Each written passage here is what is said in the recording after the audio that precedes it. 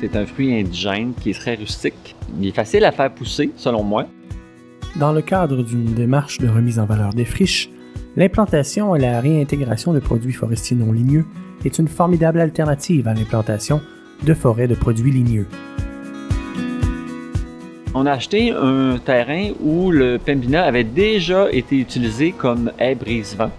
Et sur une superficie de presque 1 kilomètre, on doit en avoir au moins, selon moi, au moins une centaine de plants là, établis et qui sont adultes et qui produisent. Ben, je me suis dit, pourquoi pas essayer de développer ce produit-là. Au-delà des travaux d'implantation, il est essentiel de bien prévoir son plan de match au niveau de la commercialisation. J'avais trouvé plusieurs recettes, puis nous, on a commencé à expérimenter des recettes. On a essayé entre autres la gelée. Alors présentement, notre marché, c'est pas énorme, mais ça grossit doucement. Dans le fond, on a vendu à des gens qui font comme nous, qui veulent faire des tests de recettes, de la recherche-développement pour des restaurants, pour des particuliers. On a eu aussi un maître de chai qui fait de la bière puis du vin artisanal. Pour l'entretien du Pembina, en fait, dans notre cas, je dirais que c'est probablement la culture qu'on a qui est la plus facile parce que on fait à peu près pas d'intervention. C'est vraiment tough.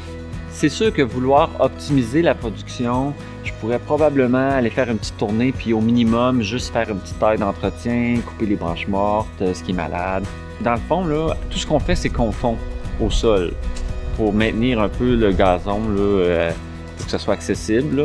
Mais aucun amendement, taille minimale, puis ça produit de façon extraordinaire. L'intégration des produits forestiers non ligneux, notamment les petits fruits émergents adaptés à notre climat, permet de favoriser la biodiversité et les écosystèmes forestiers durables. Commencez par y goûter, voir si vous avez envie de travailler avec ça. T'sais?